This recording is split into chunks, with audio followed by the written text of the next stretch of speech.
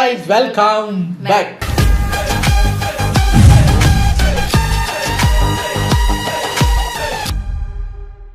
இன்னைக்கு நம்ம Rakesh and Jenny சேனல்ல இருந்து ஒரு தெலுங்கு படம், தெலுங்கு தானே, ஆமாம், தெலுங்கு படத்தை ரோஸ்ட் பண்ண போகிறாரு. இப்போ தான் ரீசெண்டாக 2-3 தெலுங்கு படம் ரோஸ்டெல்லாம் பார்த்தோம். தினுசாக கதை எடுக்கிறாங்க. அந்த வரிசையில் ஃபங்கி படத்தோட பேர். மங்கி இல்லை, ஃபங்கி.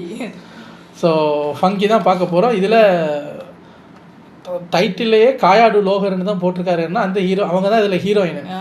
ஹீரோவை பற்றிலாம் நமக்கு தெரியாது, நமக்கு ஒரே தெரிஞ்ச மூஞ்சி இவங்க தான். ஸோ இவங்க நடித்த படம் இப்போ தான் கிரிஞ்சின்னு ஒத்துக்கிறீங்களா? சரி வாங்க என்ன ஏதுங்கிறத பார்க்கலாம். இது ஒரு 18 minutes வீடியோங்கிறதுனால டக்குன்னு பார்த்துட்டு போயிடலாம். டியர் ஆரஞ்சு பிளட்ஸ், சமீபத்துல ஃபங்கி அப்படின்னு சொல்லி ஒரு அருமையான தெலுங்கு படத்தை பார்த்தேன். அதுவும் எதுக்காக தெரியுமா? அந்த படத்தோட ஹீரோயின் யாரு தெரியுமா? டிராகன் படத்தோட ஹீரோயின் கயாடு லோகர். ரீசெண்டா இவங்களை பத்தி ஒரு வீடியோ போட்டிருந்தாங்கல்ல ஜெனி. அதை பார்த்ததுக்கு அப்புறம் அவங்கள பாக்குறதுக்கே பரிதாபமா போச்சுப்பா. அண்ட் லைட்டா அவங்க மேல கிரஷும் வந்துருச்சான்.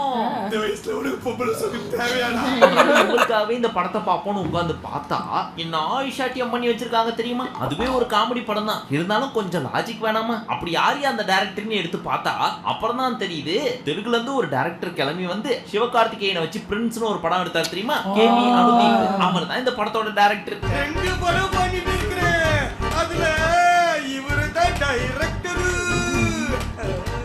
சரி வாங்க, நான் பிரின்ஸே இன்னும் பார்க்கல. என்னதான் மொக்கையா பண்ணி வச்சிருந்தாலும் உங்களுக்காக சுவாரஸ்யமா ஜாலியா ஃபன்னியா சொல்றேன். நீங்களும் உங்களோட கவலை எல்லாம் மறந்துட்டு சிரிச்சு ஜாலியா என்ஜாய் பண்ணுங்க. இப்போ ஆரம்பிக்கலாமா? முழங்கட்டும் சங்கு.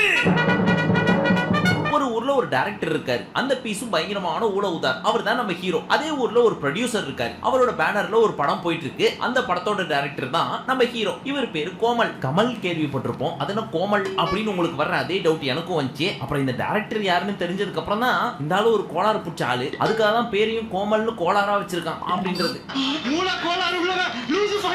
சரி, இப்போ விஷயத்துக்கு வருவோம். இந்த படத்தோட பேர் ஃபங்கி. ஆரம்பத்துல இந்த படத்தோட பட்ஜெட் வெறும் 4 கோடி அப்படின்னு சொல்லி தான் ஸ்டார்ட் பண்றாரு இந்த டைரக்டர். அதை நம்பிட்டு அந்த ப்ரொடியூசரும் 4 கோடி தானே பரவாயில்ல வச்சுக்க, நல்ல படம் பண்ணு அப்படின்னு கொடுத்தா அந்த ப்ரொடியூசரோட அசிஸ்டன்ட் கிட்ட 2 கிலோமீட்டர் அப்படின்னு தீரன் படத்துல சொல்ற மாதிரி 4 கோடியா வாங்கி 40 கோடிக்கு வந்து நிக்குது.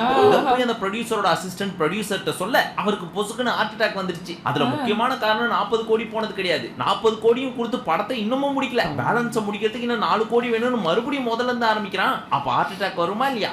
ஐயா எனக்கு 40 கோடி படமா? அவரை கூட்டு போய் ஹாஸ்பிட்டல் அட்மிட் பண்ணி ஸ்டென்ட் கிண்டெல்லாம் வச்சு அப்படியே ஸ்டெப் பை ஸ்டெப்பா ஸ்லோவா ரெக்கவர் ஆயிட்டு வந்துட்டு இருக்காரு அவர். அந்த டைம்ல தான் நம்ம ஹீரோயினோட என்ட்ரி. சும்மா ஃப்ரெஷ்ஷா பிரைட்டா கும்முன்னு ஒரு ட்ரெஸ்ஸை போட்டு பளபளன்னு வராங்க நம்ம கையாடு லோகர். உரிச்ச முட்டை மாதிரி ஷைனிங்கா இவ்வளோ வெள்ளையா இருக்கால, யாராவோ யாராண்டா என்னவா? இவங்க பேரு சித்ரா. அவங்க அப்பாவுக்கு ஹார்ட் அட்டாக் வந்தது காரணம் இந்த கோமல் தான் தெரிஞ்சதுக்கு அப்புறம் இத்தோட இந்த படத்தை நிறுத்திடுவோம், வேற எவனாவது ஒரு டைரக்டரை வச்சு நான் படம் பண்ணிக்கிறேன் அப்படின்னு கோவத்துல கோமலை ரிஜெக்ட் பண்றாங்க. அதுக்கப்புறம் கோமலோட தங்கச்சி அம்மாவும் அங்கிருந்து வந்து உன் தங்கச்சிக்கு மாப்பிள்ளை பார்த்துருக்கோண்டா, மாப்பிள்ளை வீட்டுல இருந்து எல்லாரும் வராங்க, அதனால நீ வந்து ஜாயின் பண்ணிக்கோ அப்படின்னு சொல்ல, சி எனக்கு இந்த கருமெல்லாம் பிடிக்காது, நாளைக்கு ஒரு வேளை இவளுக்கு கல்யாணம் ஆயிடுச்சுன்னா அவளோட புருஷனை நான் மச்சான் அப்படின்னும் அவங்க அப்பாவை மாமா அப்படின்னு கூப்பிடுறதெல்லாம் கேட்கிறப்போ கலீஜா இருக்கு எனக்கு. அதெல்லாம் வேலைக்கு ஆகாது, என்னெல்லாம் கூப்பிடாதீங்க, நான் வரமாட்டேன் அப்படிங்கிறாரு. சி நீ எல்லாம் ஒரு அண்ணனா அப்படின்னு கோச்சிட்டு போயிடுது தங்கச்சி. நீ ஆச்சு உன் பிள்ளையாச்சின்னு அவங்க அம்மாட்ட விட்டு. என்ன வயசாகுது உனக்கு? என்ன பொண்ணுங்க பிள்ளை சுத்திட்டு இருக்க? இல்ல என்னதான் பண்ற? அப்ப நம்ம ஹீரோயின் சித்ரா வேற எவனோ டைரக்டரை புடிங்க, பேலன்ஸ் இருக்கிற படத்தை அவனை வச்சு முடிப்போம் அப்படின்னு சொல்ல, மேடம் ப்ளீஸ் மேடம் ஒரே ஒரு சான்ஸ் கொடுங்க மேடம், நான் முடிச்சு கொடுத்துறேன் அப்படின்னு கேட்க, முடியவே முடியாதரா. கோமல் நீ ஒரு கோமாளி போடா அப்படின்னு அனுப்பிச்சு விட்டுறாங்க. மேடம் இன்னும் 1 கோடி ரூபா கொடுங்க, பேலன்ஸ் இருக்கிற மொத்த படத்தையும் முடிச்சு கொடுத்துறேன் அப்படின்னு சொல்ல, உன்னை நம்பலாமா? நம்புங்க மேடம் அப்படின்னு சொல்லி கன்வின்ஸ் பண்றேன். அந்த டைம் பார்த்து நம்ம டைரக்டரோட அசிஸ்டன்ட்டே காதுல வந்து குசுன்னு சொல்லிட்டு இருக்காரு, அண்ணே நம்ம சித்ரா மேடம் கிட்ட போய் ஆர்கே அப்படின்ற ஒருத்தன் பர்சனல் மீட்டிங் பேசிட்டு இருக்கிறான் அப்படின்னு. இதை கேட்டு இந்த கோமல் இங்க இருந்து அங்க போய் அவனை பூச்சி அடிச்சு காலி பண்ணி, ஏண்டா எவ்வளவு தைரியம் இருந்தா எங்க சித்ரா மேடமையும் கூட பண்ண கூப்பிட்டு இருப்பேன், நீ யாருன்னு எனக்கு தெரியும்டா, நீ எப்பேற்பட்ட ஆளுன்னு எனக்கு தெரியும்டா அப்படின்னு அடிச்சதுக்கு அப்புறம் ஹீரோயின் சொல்றாங்க, டேய் விளக்கென்ன, நீ நினைக்கிற மாதிரி எதுவும் என்கிட்ட கேட்கலாம் வரல. அந்த ஆளோட அண்ணன் ஜிகே ஒரு பெரிய பினான்சியர், அவங்ககிட்ட கடன் வாங்கி தான் நாங்க ப்ரொடியூசராவே இருக்கோம், இந்த பேனர் ஓட்டிட்டு இருக்கோம், அவங்கள போட்டு அடிச்சிட்டியடா அப்படின்னு சொல்ல, ஐயோ இப்போ என்ன பண்றது? சரி ஸ்டைலா சமாளிக்கிறேன். அவல்ல ஒரு சின்ன மிஸ் அண்டர்ஸ்டாண்டிங் ஆயிடுச்சு. சரி நானே இவங்க அண்ணனை பார்த்து சாரி கேட்க போறேன் அப்படின்னு போய் அங்க பார்த்தா மெயின் வில்லன் உட்காந்துட்டு இருக்காரு. என் தம்பி அடிச்சியாடா, உனக்கு என்ன பண்றேன்னு பாருடா அப்படின்னு பேசிட்டு இருக்கிறப்பதான் நம்ம ஹீரோக்கு தெரிய வருது மெயின் வில்லன் ஜிகே ஜூனியர் என்டிஆரோட மிகப்பெரிய ஃபேனாமா. அதனால இந்த கோமலு, சார் நீங்க அவ்வளவு பெரிய ஃபேனா, கவலைப்படாதீங்க, அடுத்து அவரோட படம் ரிலீஸ் ஆக போதில்ல, அதோட ப்ரீ ஈவென்ட்டுக்கு நான் உங்களுக்கு பாஸ் வாங்கி தரேன், ஜூனியர் என்டிஆரை கிட்டேயே உட்காந்து பார்க்கலாம் அப்படின்னு சொல்ல அவர் கன்வின்ஸ் ஆயிட்டாரு. அவர்தான் பெரிய ஃபைனான்சியர் ஆச்சு, ப்ரொடியூசருக்கே ஃபைனான்ஸ் பண்றவராச்சு. அவர் நினைச்சா அவர் போயிட்டு எங்க உங்க அடுத்த படத்தை நான் ஃபைனான்ஸ் பண்றேன் அப்படி இப்படி ஏதாவது சொல்லி பார்க்க முடியாதா? இவர் வந்து பாஸ் வாங்கி தராராம். நீங்கெல்லாம் என்ன சார் இல்லை படத்துக்கு பங்கின்னு பேர் வைக்கும் போதே ஓடி இருக்க வேணாமா? 40 கோடி ரூபாயை கொடுத்துக்கிட்டு என்ன சார் நான் ஒரு வில்லனா அப்படின்னு உங்களுக்கு காண்டாவதுல அதே காண்டு தான் எனக்கும். இவன் டம்மி தான் போட்டுருக்கு. ஏன்னா இது வரைக்கும் நான் சீரியஸா இந்த படத்தை பார்த்துட்டு இருந்தேன். இங்க பாஸ் பண்ணிட்டு தான் நான் போய் டைரக்டர் மூஞ்ச பார்த்தேன். அப்புறம் தான் தெரிஞ்சு இது ஒரு காமெடி படம் அப்படின்னு. அதுக்கப்புறம் சித்ரா போய் கோமல் கிட்ட எங்க அப்பா சீக்கிரம் ரெக்கவர் ஆயிட்டு இருக்காரு, இப்போ அதுக்காக நாங்க ஒரு பார்ட்டி தரோம், நீங்க எல்லாம் வந்துருங்க அப்படின்னு டைரக்டரும் டைரக்டரோட அசிஸ்டன்ட்ஸையும் கூப்பிடுறாங்க. இந்த பீஸுங்க எல்லாம் ஜாலியா கிளம்பி அங்க போகுது. அங்க போனதுக்கு அப்புறம் தான் ஹீரோயின் சொல்றாங்க, டேய் மானம் கெட்டவனே, எங்க அப்பா சரியாயிட்டு வர்றதுக்காக இந்த பார்ட்டி கிடையாது, ஒன்ன மாதிரி ஒரு டைரக்டரை வச்சு எங்க பேனர் இன்னமும் உருப்படியா ஓடிட்டு இருக்கேன், அதை கொண்டாடுறதுக்காக தான் இந்த பார்ட்டி அப்படின்னு கலாச்சி அசிங்கப்பட்டி விட்டுறாங்க. அந்த கடுப்புலயே நம்மளும் பயங்கரமா குடிக்கிறாரு, உச்சக்கட்ட போதையும் ஆயிடுறாரு. இந்த யாரடி நீ மோகினி படம் பார்த்துட்டீங்கல்ல, அதுல நம்ம நயன்தாரா பயங்கரமா போதையானதுக்கு அப்புறம் தனுஷ் வீட்ல போய் விடுவார்ல, ஆனா இங்க இந்த ஆம்பளை நயன்தாரா போதையாயிரும், அந்த பொம்பளை தனுஷ் தான் போய் விட்டு வருவாங்க. அப்படி விட போறப்போ கோமல் வீட்டு வாசல்ல ஒரு அம்மா பயங்கரமா காய்ச்சி மூச்சுன்னு கத்திட்டு இருக்குது. உள்ள இருக்க துணிமணி எல்லாம் வெளியே தூக்கி போட்டு, அது யாரா இருக்கும்? அதேதான் வீட்டு வாடகை கட்டலன்னு சொல்லி வீட்டு ஓனர் அம்மா தூக்கி போடுறாங்க எல்லாத்தையும். இது நேத்து இன்னைக்கு இல்ல, காலங்காலமா தொண்டு தொட்டு நடக்கக்கூடிய ஒரு சம்பவம். ஆண்டி ஆண்டி கோவல்ல எத்தனை மாசம் ரெண்ட் கட்டணும் அப்படின்னு ஹீரோயின் கேட்க 3 மாசம் வாடகையை தரல அப்படின்னு அந்த அம்மா சொல்ல, நான் தரேன் ஆண்டி அப்படின்னு இவங்க எடுத்து கொடுத்துறாங்க. இத பார்த்த உடனே ஹீரோ கட்டி பிடிச்சி ஹீரோயினோட மனசுக்குள்ள பட்டாம்பூச்சியை லைட்டா பறக்க விடுறாரு. அதுக்கப்புறம் ஹீரோயின் அவங்களோட ஆள் மனசுக்குள்ள போய் பறக்கிறது பட்டாம்பூச்சி. உன்னை 40 கோடி ரூபாய்க்கு கடனாளி ஆக்கி வச்சிருக்கேன், அவன் விட்டு வாடகை கட்டி விட்டு அவனே லவ் பண்றியா? ஐய சார் பூச்சின்னு எட்டி பார்த்தா அது பட்டாம்பூச்சி இல்ல கருப்பாம்பூச்சின்றது தெரிய வருது. இதெல்லாம் படத்துல இல்ல. இதோட கருத்து என்ன கொஞ்சம் தெரிஞ்சுக்கலாமா? அதாவது லவ் எல்லாம் ஒண்ணும் வரல அப்படின்னு சொல்ல வரேன். இப்ப படத்தை முடிச்சாகணும் இல்லையா, அதனால புதுசா ஒரு லொகேஷன் போனா செலவாகும் அப்படின்றதுனால கோமலோட ஊருக்கே போறாங்க எல்லாரும் கிளம்பி. அங்க போய் பார்த்தா தண்டச்சோறுன்னு சொல்லி 3 பேர் உட்காந்துட்டு இருக்காங்க. உங்களுக்கு நல்லா தெரிஞ்சிருக்கும், அவர் தான் இந்த படத்தோட டைரக்டர். அந்த 3 பேருமே நம்ம ஹீரோவோட பாலிய சிநேகிதர்கள். அவரும் நடிச்சாரு. ஹீரோயினையும் பார்த்து கலாச்சிட்டு இருக்காங்க பின்னாடி உட்காந்துக்கிட்டு. இதை கேட்ட உடனே ஹீரோயினுக்கு டிஸ்கஸ்டிங்கா ஃபீல் ஆகி மூஞ்சி அஷ்ட கோணத்துக்கு போகுது. யாருங்க இவரு? பாக்கிறதுக்கு செம்ம காமெடி பீஸா இருக்கு. என் க்ளோஸ் ஃப்ரெண்டுங்க, சின்ன வயசுல இருந்து ஒண்ணாதாங்க படிச்சோம். அதுக்கப்புறம் அங்க இருந்து கூட்டிட்டு போய் இவன் வேஸ்ட்மா, இவன் சின்ன வயசுல இருந்து இப்படிதாம்மா, அவங்களுக்கு எடுத்ததே இவன் தான்மா அப்படின்றதெல்லாம் ஹீரோயின்ட்ட சொல்லி தன்னோட வீட்டுல உட்கார வச்சு சாப்பாடு போடுறாங்க ஹீரோவோட அம்மா. அப்போ ஒரு கால் வருது, சொந்தக்காரங்க எல்லாம் பேசுறாங்க, ஆனா இந்த பீஸுக்கு யாருன்னே தெரியல. அப்பதான் ஹீரோயினுக்கு ஃபீல் ஆகுது, அப்ப இவன் ஃபேமிலிக்கு முக்கியத்துவமே கொடுக்க மாட்டானா அப்படின்னு. அதுக்கப்புறம் அவங்க அம்மாக்கு உடம்பு சார், ஃபேமிலிக்கு முக்கியத்துவம் இல்லை, உங்க படத்துக்கு முக்கியத்துவம் இல்லை, அந்த 40 கோடி என்ன பண்ணான்னு கேளுங்க. போயிட்டு வந்துட்டு இருக்காங்க. இந்த விஷயமும் ஹீரோக்கு தெரியல. ஏன்னா கூட்டு போறது யாருன்னு ஹீரோவோட பெரியம்மா பையன். அதையும் ஹீரோயின் பார்த்துட்டு அம்மா கூடயும் இப்படிதான் இருக்கானா, யாரு கூடயுமே எமோஷனலி கனெக்ட் ஆக மாட்டானா அப்படின்ற மாதிரி பார்த்துட்டு இருக்காங்க. ஓஹோ தண்டச்சோரா. அதுக்கப்புறம் அந்த ஜூனியர் என்டிஆரோட ப்ரீ ரிலீஸ் ஈவென்ட் ஒன்று இருக்குல்ல, அதுக்கு ஜிகே போறாரு. ஆனா ஹீரோ அந்த இடத்துக்கிட்ட இல்ல, அவர் வேற ஒரு இடத்துக்கு போயிருக்காரு. அது எங்கன்னு பின்னாடி சொல்றேன். ஆனா போறதுக்கு முன்னாடி அங்க இருக்கிற செக்யூரிட்டி கிட்ட, இங்க பாரு ஜிகேன்னு ஒருத்தர் வருவாரு, ஃபேமிலியோட வருவாரு, அவர் வந்தாருன்னா மொத்தமா உள்ள அமைச்சிரு, எந்த ஒரு கேள்வியும் கேட்காத, புரியுதா அப்படின்ட்டு போயிடுவாரு. அதே மாதிரி அவரும் வந்து நான் தான் ஜிகே, இதான் என் ஃபேமிலி அப்படின்னு கோட் சூட் போட்டு வந்து சொல்லுவாரு. போங்க சார் நீங்க உள்ள அப்படின்னு சொல்றப்போ பின்னாடி இருந்து ஒட்டு கேட்கறவனுங்க, டேய் ஜிகே ஃபேமிலின்னு சொன்னா உள்ள விட்டுறானுங்களாண்டா, நம்மளும் ஜிகே ஃபேமிலின்னு சொல்லிட்டு போவோம் அப்படின்னு போய் சொல்ல, திருட்டு பசங்களா ஜிகே பேரை சொல்லி ஏமாத்துறீங்களா அப்படின்னு அவங்கள அடிக்க. ஒரு ஃபைனான்சியரே யாருன்னு தெரியாம அவரை விட மாட்டேங்கிறாங்களே. வங்கி சூப்பர் படம் போல இருக்கே. இது மட்டும் இல்லாம இவனும் திருட்டு பையன் தான் போல இருக்கு அப்படின்னு கோட் சூட் போட்டு ஜிகே ஃபேமிலி சேர்த்து அடிக்க ஆரம்பிச்சிடுறாங்க. லாஜிக் உதைக்குதா? கோட் சூட் போட்டு ஒரு பெரிய ஆள் வந்து நான் தான் ஜிகேன்னு சொல்றான், பக்கத்துல இன்னொரு ரவுடி பையன் நான் தான் ஜிகேன்னு சொல்றான். யார் உண்மையான ஜிகேன்னு எனக்கு தெரியாதா? அப்படியே தெரியலனே வச்சுப்போம். கோட் சூட் போட்டு வந்ததுக்காவது பெரிய ஆள்னு தெரிஞ்சிட்டு அறையாம இருக்கணும்ல. ஆனா அப்பேற்பட்ட வில்லன் இவரு ஹீரோயினோட ப்ரொடக்ஷன் ஹவுஸ்க்கு ஃபண்ட் பண்றாரு. இவங்க லாஜிக்ல தீய வச்சு கொளுத்தணும்னு தோணல. எனக்கு வர ஆத்திரத்துக்கு உங்க சூளத்தோலியே மூலத்தை வர வச்சு வச்சிருவான். அது சரி, ஹீரோ எங்க போனாரு? அவருக்கு ஃபோன் பண்ணி நான் தான் ஜிகேன்னு சொல்ல வேண்டியதான் அட்லீஸ்ட் அப்படின்னு கேட்டா ஹீரோவை ஹீரோயின் கூட்டு போயிருக்காங்க ஒரு படத்துக்கு. ஓ, அப்ப லவ் ஒர்க் அவுட் ஆயிடுச்சா அப்படின்னு கேட்டீங்கன்னா சொல்றேன். அவங்க போன படமும் ஒரு பயங்கரமான ரொமான்டிக் படம். படம் ஃபுல்லாவே லவ் சீன்ஸ். நம்மள இந்த படத்துக்கு இங்க கூட்டு வந்திருக்குன்னா அவளுக்கு அப்ப நம்ம மேல லவ் இருக்குன்னு அர்த்தம் அப்படின்னு சொல்லி ரொமான்டிக்கா பார்த்துட்டு இருக்காரு ஹீரோ. அப்ப ஹீரோயின் என்ன சொன்னாங்க, இந்த சீன்ஸ் எல்லாம் ரொம்ப டச்சிங்கா இருக்குல்ல அப்படின்னு சொல்றதை கேட்டு ஹீரோவும் ஆமா அப்படின்னு வெக்கப்பட்டு சொல்றாரு. அப்ப ஹீரோயின் என்ன சொல்றாங்க, மூதேவி இந்த படத்தோட கதையை தான் நீ என்கிட்ட சொல்லி வச்சு கதை எடுத்துட்டு இருக்கிற அப்படின்னு திட்டி அமுச்சு விட்டுறாங்க. இதனாலதான் ஜிகே வர்றப்ப அங்க போக முடியும். இதுக்கு தான் 40 கோடியா? அந்த நேரத்துல நீங்க எங்க போனீங்க? அது ஒரு முக்கியமான ஃபோன் வந்துச்சு, அதான். அந்த போன் தான், அந்த போன்னாலதாம்மா எவ்வளவு. சரின்னு ஜிகே போன் பண்ணாலும் ஆளோட படத்துக்கு போறப்போ ஒய் டிஸ்டர்பன்ஸ் அப்படின்னு போன ஒரு பொண்ணு கிட்ட கொடுத்துட்டு போயிருப்பாரு. அதுக்கப்புறம் ச்சே அசிங்கமா போச்சே அப்படின்னு சொல்லி நைட்டு ஃபுல்லா யோசிச்சு ஒரு ரொமான்டிக் சீன் எடுத்துட்டு வராரு. ஹீரோயின் ஹீரோகிட்டயும் அவங்க மனசுக்குள்ள இருக்கிற லவ் எக்ஸ்பிரஸ் பண்ணிக்க ட்ரை பண்றாங்க. இப்படிதான் ரொமான்டிக் சீன் ஆரம்பிக்குதான். ஆனா அதை டைரக்டர் சொல்ல முடியாதனால 10வது எக்ஸாம் ஆரம்பிக்குதுல அப்படின்னு ஹீரோ சொல்ல, ஆமா தங்க விலை ஏறி போச்சுல அப்படின்னு ஹீரோயின் சொல்ல, டோல்கேட் ஃபுல்லா கூட்டமா அப்படின்னு மாறி மாறி பேசிக்கிறாங்களாம். ஆனா கட்சி வரைக்கும் லவ்வே சொல்ல முடியலையா. இதெல்லாம் கேட்ட ஹீரோயின் இதுக்கு நீ காப்பி அடிச்சுட்டு போலாம்டா படத்தை அப்படின்னு திட்டி விட்டு போயிடுறாங்க. 100 பேரை சமாளிக்கிறோம், இவ்வளவு பார்த்தா மட்டும் பயமா இருக்கே.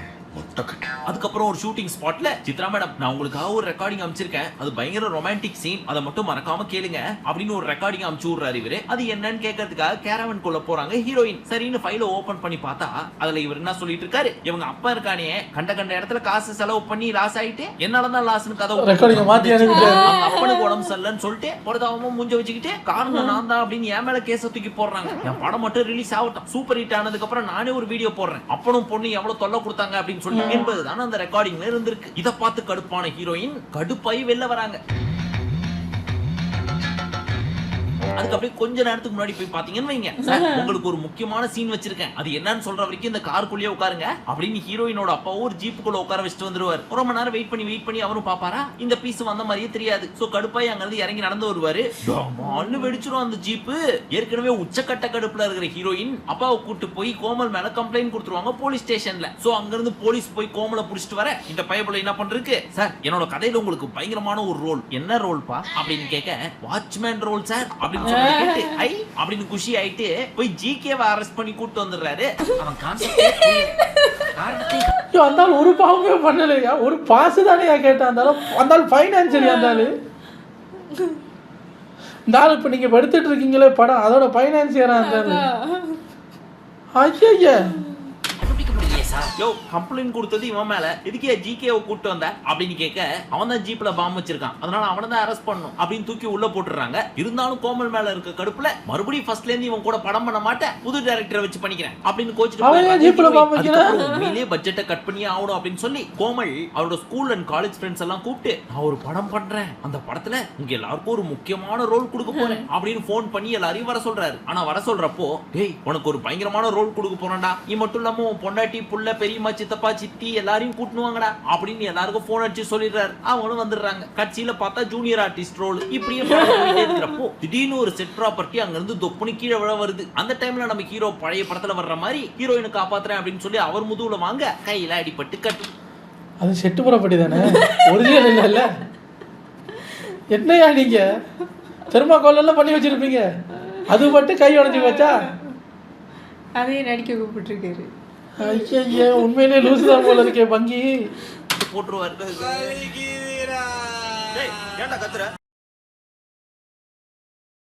ஹீரோயினுக்கு ஹீரோ மேல லவ் வந்துரும். அதுக்கப்புறம் அந்த ஒரிஜினல் ஆடியோ என்னன்னு கேட்க, மேடம் எனக்கு இந்த படம் கிடைக்கிறதுக்கு முக்கியமான காரணமே நீங்க தான், உங்க அப்பாவை கன்வின்ஸ் பண்ணி சான்ஸ் வாங்கி கொடுத்தது நீங்க தான், அதனால எனக்கு உங்களை பிடிக்கும் மேடம் வச்சிடுறேன் அப்படின்னு பேசிட்டு வச்சிருவாரு. இதை கேட்ட உடனே உங்களுக்கு லவ்ஸ் வந்துரும். அவர் டயர்டாகி எங்கெல்லாம் தூங்குறாரோ அப்பெல்லாம் ஹீரோயின் சப்போர்ட்டிவா இருப்பாங்க. இந்த மாதிரியான ஒரு காட்சி இது வரைக்கும் எந்த தமிழ் சினிமாலையும் ஏமா அவன் ஷூட்டிங் ஸ்பாட்ல வேலை பார்க்க தூங்கிட்டு இருக்கா, நீ ப்ரொடியூசர் கத்துவியா, அதை விட்டு எழுப்பாதுங்கிற உன் படம் முடிஞ்ச மாதிரிதான் தெலுங்கு சினிமாலயும் பார்த்ததே கிடையாதுல்லப்பா. இந்த மாதிரி நிகழ்ச்சி மைக் எடுத்துட்டு போய் அவங்க டைரக்ட் பண்ணிடுவாங்க போல இருக்கு. நடந்திருக்குது. ஆனா இதுதான் ஃபர்ஸ்ட் டைம். அதுக்கப்புறம் இவங்க ரெண்டு பேரும் படத்தோட பட்ஜெட்டை பத்தி இப்ப டிஸ்கஸ் பண்ணிட்டு இருக்காங்க. அப்ப ஹீரோயினுக்கு ஒரு கால் வருது அப்பா கிட்ட இருந்து. அந்த பையன்ட்ட பேசினியாமா அப்படின்னு கேட்டு, எனக்கு பிடிக்கலப்பா அப்படின்னு இவங்களும் வச்சிடுறாங்க. அது யாருங்க அப்படின்னு ஹீரோ கியூரியாசிட்டியில கேட்க, அவன் 3 மாசமா அவங்க அப்பா கிட்டயே பேசலையாம். அப்பேற்பட்ட ஒரு பையனுக்கு நான் எப்படி கழுத்தை நீட்டுறது, அப்பாவே மதிக்க தெரியாத பையன் அப்படின்ட்டு போயிடுறாங்க. ஓ, இவ ஃபேமிலிக்கு இம்பார்ட்டன்ஸ் கொடுக்குற கேர்ள் போல. நமக்கும் இந்த ஃபேமிலி சென்டிமெண்ட் எமோஷன்லாம் சுத்தமா சுட்டு போட்டாலும் வராதே. சரி, நம்ம ஆளுக்கு பிடிச்சிருச்சுல்ல, அதுக்கேத்த மாதிரி நம்மளும் மேனேஜ் பண்ணுவோம் அப்படின்னு சொல்லி தன்னோட தங்கச்சி கல்யாணத்துக்கு இன்வைட் பண்றாரு. நான் என் குடும்பத்துக்கு எவ்வளவு முக்கியத்துவம் கொடுக்குறேன்றத காட்டுறதுக்காக. ஆனா ஹீரோயினுக்கு இன்ட்ரெஸ்டே இல்ல. வரமாட்ட போட அப்படின்னு சொல்லிட்டு போயிடுறாங்க. அதுக்கப்புறம் பரிதாபப்பட்டு சரி வரேன் அப்படின்னு அட்ரஸை வாங்கி கிளம்பி போறாங்க. சொந்தக்காரன் வீட்டு கல்யாணத்துக்கே போக மாட்டேன். அங்க போனா ஒருத்தன் ஃபங்க்ஷன்ல ஒழுங்கா வேலை செஞ்சுட்டு இருப்பான் தெரியுமா. ஏப்பா போட்டது போட்ட இடத்துல கிடக்குது, முகூர்த்த நேரம் வந்துருச்சு, எதுவுமே ரெடி ஆகல, என்னப்பா பண்ணிட்டு இருக்கீங்க அப்படின்னு கேட்டு சுத்திட்டு இருப்பாரு. அந்த மாதிரி ஒரு ஆளை புடிச்சு நான் யாருன்னு காமிக்கிறேன் அப்படின்னு காமிக்கிறதுக்காக ஹீரோயின் வர்றப்போ அந்த ஆள் யாரெல்லாம் புடிச்சு மிரட்டி அதட்டி வேலை வாங்குறானோ அவனுங்களெல்லாம் புடிச்சு இவரும் மிரட்டி நான் வேலை செய்யறேன், நானும் அதட்டுறேன், என் தலைமையில தான் கல்யாணம் நடக்குது, நான் இல்லைன்னா இங்க ஒண்ணுமே நடக்காது அப்படின்ற மாதிரி கிரியேட் பண்றன்ற பேர்ல கிரிஞ்சு பண்ணிட்டு இருப்பாரு. இதை ஹீரோயின் பார்த்துட்டு இருப்பாங்க. திருந்த மாட்டல, வருந்த மாட்டல அப்படின்ற மாதிரியே. நானாவது திருந்துறதாவது. சரி, அது கூட பரவாயில்லைங்க. கல்யாணம் முடியுது, பொண்ணு மாப்பிள்ளை வீட்டுக்கு போகணும். அம்மாவை பார்த்து அழுவுது, பெரியம்மாவை பார்த்து அழுவுது, சித்தியை பார்த்து அழுவுது, பெரியவங்க எல்லாரையும் பார்த்து அழுவுது. லாஸ்டா அண்ணன் போய் அழுது, அண்ணன் எனக்கு உன்னை ரொம்ப பிடிக்கும், போயிட்டு வரேன் அப்படின்னு கண்ணில் அழுதுகிட்டே பரிதாபமா பார்த்துட்டு இருக்கிறப்போ எல்லாரும் ஹீரோ முஞ்ச பார்த்துட்டு இருக்காங்க. அண்ணன் ஆச்சு, வருத்தம் இருக்க தானே செய்யும், என்ன பேச போறாரு அப்படின்னு. அப்ப அண்ணன் என்ன தெரியுமா சொன்னாரு, பாஸ் அப்படின்றுச்சு இந்த பீஸ். எது பாஸா சி அப்படின்னு எல்லாரும் கடுப்பாயிட்டு போறாங்க. எல்லாரும் அப்புறம் கிளம்பினதுக்கு அப்புறம் அம்மாவை கூப்பிட்டு ஒரு சீரியஸ் சிச்சுவேஷன் கிரியேட் பண்ணி காட்டணும்ல. ஏன்னா இப்ப இருக்கிற படத்தோட டெம்ப்ளேட்டே தானே. கடைசி வரைக்கும் காமெடி கிரிஞ்சஸ்லாம் பண்ணிட்டு கடைசியா சோஷியல் மெசேஜ் எமோஷனல் சீன்ஸ் வச்சு முடிச்சிடுறது. அதே தான் இந்த பீஸும் ட்ரை பண்றது. முடியல தலைவரே, முடியல தலைவரே. அம்மா எல்லாரும் என்ன விட்டு போயிட்டாங்கம்மா, நீ யாவது என் கூட இருமா. எல்லாத்தையும் சொன்னாதான் பிடிச்சிருக்குன்னு அர்த்தமாமா. எனக்கு அதெல்லாம் மனசுக்குள்ள இருக்குமா, ஆனாலும் வெளியே சொல்றப்போ கலீஜா இருக்குமா ஒரு மாதிரி. எனக்கு ஒண்ணு பிடிச்சிருக்கு, உனக்கு என்ன பிடிச்சிருக்கா அப்படிலாம் எப்படிமா வாயை திறந்து சொல்றது. பட் சொல்லன்றதுக்காக பிடிக்காதுன்னா கிடையாதுமா அப்படின்னு சொல்றது கேட்டு அவங்க அம்மா பயங்கரமா எமோஷன் ஆகி, அப்போ நீ மனுஷன் தானாடா, சாரிடா நான் உன்னை அனிமல்ஸ் நினைச்சிட்டேன்டா அப்படின்ற மாதிரி பொங்கி அழுவாங்க. இந்த சீன் ரொம்ப டச்சிங்கா இருக்குங்க, திரும்பவும் பார்க்கணும் போல இருக்குங்க. என்னதான் இந்த மாதிரி எமோஷன்ல முடிச்சாலும் ஒத்துக்க மாட்டாங்களா நம்ம ஆடியன்ஸ். அதனால ப்ராப்பர் கிளைமேக்ஸ் அண்ட் க்ளோஷர் கொடுக்கணும் அப்படின்றதுக்காக மறுபடியும் வில்லன்ற பேர்ல இந்த டம்மி பீஸை இறக்கி ஏதாவது ஒரு சீன் கிரியேட் பண்ணணும் அப்படின்றதுக்காக ஹீரோயின்ட்ட பிரச்சனை பண்ண வைக்கிறாங்க. அது என்னன்னா, படம்லாம் முடிஞ்சிச்சு, ஆனா படத்தோட ஹார்ட் டிஸ்க் என் கையில இருக்கு அப்படின்னு நம்ம வில்லன் எடுத்து வச்சுக்கிறாரு. ஒருவேளை இதுதான் லால் சலாம் படத்தோட கதையா இருக்கும். புரியாதவங்க புரிஞ்சவங்கள்ட்ட கேட்டு தெரிஞ்சுக்கோங்க. அப்படியே அங்க சுத்தி இங்க சுத்தி இங்க சுத்தி அப்படியே. இப்ப போய் நம்ம ஹீரோ கேக்குறாரு, ஹார்ட் டிஸ்க கொடுனே அப்படின்னு. தர முடியாது அப்படின்னு வில்லன் அட்டூழியம் பண்றாரு. இப்ப ஏன்னா இப்படி பண்ற அப்படின்னு கேட்டதுக்கு, நான் ஜெயில இருக்கிறப்போ என் ஃபேமிலி யாருமே என்ன பார்க்க வரல, அது காரணம் அவங்கள படத்துல நடிக்க வைக்கிறேன் அப்படின்னு சொல்லிட்டு எல்லாரையும் கன்வின்ஸ் பண்ணி உன் படத்தை கூட்டு வந்துட்டேன். ஏற்கனவே உன் மேல இருந்த காண்டுனாலதான் உன்னை படத்தை முடிக்க வைக்க கூடாதுன்றதுக்காக ஒரு ஜீப்ல பாம்பு வச்சு முடிச்சேன். கடைசியில இப்படி வேற பண்றேன், உன்னை சும்மா விடுவனா அப்படின்னு கடுப்புல பேச, அதோ பார் அப்படின்னு வில்லனுக்கு சர்ப்ரைஸ் கொடுக்குறாரு. பார்த்தா அங்க இருந்து வில்லனோட ஃபேமிலி வந்து இவரை பார்க்க ஓடி வராங்க. அதை பார்த்த உடனே வில்லன் கன்வின்ஸ் ஆயிடுறாரு. இதெல்லாம் ஒரு காரணமா, இதுக்காக மன்னிச்சு விட்டானா வில்லன் அப்படி. அவர் குடும்ப மெம்பர்ஸை நீ கூட்டு வர்றன்னா இவ்வளவு நாள் அவங்க எங்க இருந்தாங்க? அவங்க ஜெயிலில் இருந்திருக்காங்க அப்படின்னு கேட்டா அதை விட ஒரு பயங்கரமான ட்விஸ்ட் இருக்கு. அது என்னன்னு கேக்குறீங்களா? பின்னாடி சொல்றேன், தயவு பண்ணி சொல்லுங்க, இல்லைன்னா தலை வெடிச்சிருப்பேன். ஆல்ரெடி கிளைமேக்ஸுக்கு வந்தாச்சு. இருந்தாலும் இந்த படத்துல 2 கிளைமேக்ஸ். அதுல கிளைமேக்ஸ் 1, இப்ப ஹீரோயின் பயங்கரமா குஷி ஆயிடுறாங்க, படம் முடிஞ்சு போச்சுல. அதனால ஹீரோ கிட்ட போய் தன்னோட லவ் எப்படி திரும்ப எக்ஸ்பிரஸ் பண்றாங்க, தங்க விலை எல்லாம் ரொம்ப ஏறி போச்சுல அப்படின்னு அவங்க சொல்ல, கேர்ள்ஸ் ஸ்ட்ரென்த்ல டாப்பர் ஆமா அப்படின்னு இவர் சொல்ல, அப்படின்னு அவங்க சொல்லனே இவர் படத்துல வர்ற டயலாகிய சொல்லி நான் உன்னை காதலிக்கிறேன் அப்படின்றதையும் வைக்கிறாங்க. இதை நான் முன்னாடியே சொல்லியிருப்பேன்டா, ஆனா எப்பெல்லாம் நான் சொல்ல வரனோ லூசு கூமுட்ட மாதிரியே ஏதாவது பண்ணிட்டு இருப்பேன், அதனாலேயே நான் சொல்லாம போயிட்டேன் அப்படின்னு சொல்லிட்டு, சரி சரி அடுத்து என்ன அப்படின்னு கேட்க, அடுத்து நான் ஒரு படம் பண்ண போறேங்க. என்னது, மறுபடியும் ஒரு படமா? அது ஒரு 80 கோடியில வரலாம் இருக்கேன். பட் கவலைப்படாதீங்க, இப்போ நம்ம ஃபேமிலி ஆயிட்டோம்ல, நம்மளோட ப்ரொடக்ஷன் ஹவுஸை நான் தானே பாத்துக்கணும், அதனால கொடுத்த பட்ஜெட்லயே பண்ணி முடிச்சிடலாம் அப்படின்னு கலகலன்னு பேசி எண்டு கார்டை போடுறாங்க. அதுக்கப்புறம் அந்த படம் என்ன இளவுல இருந்துச்சு, எந்த லெவல்ல ஓடிச்சு அப்படின்றதெல்லாம் தெரியாது. ஸ்ட்ரைட்டா சக்சஸ் மீட் அங்க போய் அடுத்து நான் படம்லாம் கொஞ்சம் பாஸ் பண்ணி வைக்க போறேங்க, நான் ஃபேமிலிக்காக டைம் ஸ்பெண்ட் பண்ண போறேங்க அப்படின்னு அங்கேயும் புழுவிட்டு இருக்குது. அப்படியா? எத்தனை படம் பண்ணிருக்கீங்க? ஒண்ணுதான், ஒரு படத்துக்கே. அது சரி, அந்த செகண்ட் கிளைமேக்ஸ் என்ன, எப்படி அந்த வில்லன் கன்வின்ஸ் ஆனாரு அப்படின்னு கேக்குறீங்களா? சொல்றேன். இந்த படம் ஸ்டார்ட் ஆகிறப்போ ஸ்பெஷல் தேங்க்ஸ் டு அண்ணன் ஜிகே அப்படின்னு இவரோட போட்டோவை போட்டு தெலுங்கு படத்துல வர்ற மாதிரி பூவை தூவுற மாதிரி ஒரு சீனை வச்சு அந்த படத்தை இவர்கிட்ட போட்டு காமிக்க அங்கதான் இம்ப்ரெஸ் ஆயிருக்காரு மெயின் வில்லன். இப்ப படத்துல வராத ஒரு பிக்கஸ்ட் ட்விஸ்ட் நான் உங்களுக்கு சொல்லட்டுமா? இவ்வளவு நேரம் வில்லன் நடிச்சிட்டு இருந்தோமே ஜிகே, அவர் இந்த படத்தோட வில்லன் கிடையாது. அந்த பீஸ் தான் இந்த படத்தோட காமெடி பீஸ். இன்னொரு ட்விஸ்ட் சொல்லட்டுமா? இது படமே கிடையாது. சின்ன குழந்தைங்கள்ட்ட எல்லாம் போய் ஏதாவது கதை சொல்லுப்பா அப்படின்னு கேட்க, ஒரு ஊர்ல ஒரு கரடி இருந்துச்சாம், அதே ஊர்ல ஒரு ராஜா இருந்தாராம் அப்படின்ற மாதிரி ஒரு கதையை சொல்லி அதை படம்னு நம்மள நம்ப வச்சு 3 மணி நேரம் பண்ண டார்ச்சருக்கு பேரு படமா? சொல்லுங்க. இல்லை இல்லை இல்லை. பட் இந்த படம் பார்க்க வந்ததுக்கான மெயின் ரீசன் கையாடு லோகர். அவங்க எந்த இடத்துலயுமே நம்மள டிசப்பாயிண்ட் பண்ணல. கடைசி வரைக்கும் பயங்கரமான காஸ்டியூம்ஸ்ல ரிச் லுக்ல என்னை இம்ப்ரெஸ் பண்ணிக்கிட்டே இருந்தாங்க. ஹீரோ வேணா ஜிகேக்கு ஸ்பெஷல் தேங்க்ஸ் போடலாம், ஆனா நான் கையாடு லோகருக்கு தான் போடுவேன் ஸ்பெஷல் தேங்க்ஸ். மச்சான் லவ் பண்றியா? சரி, இந்த கிரிஞ்சி படம் உங்களுக்கு பிடிச்சிருச்சான்னு சொல்லி கமெண்ட் செக்ஷன்ல சொல்லுங்க. சரி, இந்த படத்துல கதை என்ன? கதையே இல்லாததான் கதை. 40 கோடியில் ஒரு படம் எடுக்கிறேன்னு சொல்லி ஒரு ப்ரொடியூசர் ஒருத்தன் ஏமாத்துறது ஒரு கதை. இவர் தான் செமத்தையும் அங்கேயோ வாங்கியிருக்காருங்கிற மாதிரி அந்த டைரக்டர் இருக்காருல்ல, அவரோட சொந்த கதையை எடுத்து வச்சுருக்காரு போல இருக்கு அவரு. ஏங்க இப்போ எல்லாம் என்னங்க ஒரு கதை கூடவா உங்களுக்கு கிடைக்க மாட்டேங்குது? கன்றாவியெல்லாம் படமாக எடுத்து வச்சுருக்கீங்க. ஐய, இதுக்கே பங்கின்னு பேர் வச்சுங்க. அவங்களுக்கே தெரியல என்ன வைக்கிறது. பங்கி காடில் ஒரு உள்ள எழுத்து போட்டால் இவர் ஏமாறலாம், நாங்கள் ஏமாறலாம். ஆளை விடுங்க சார், உங்களை அப்புறம் வந்து சந்திக்கிறேன். பாய்.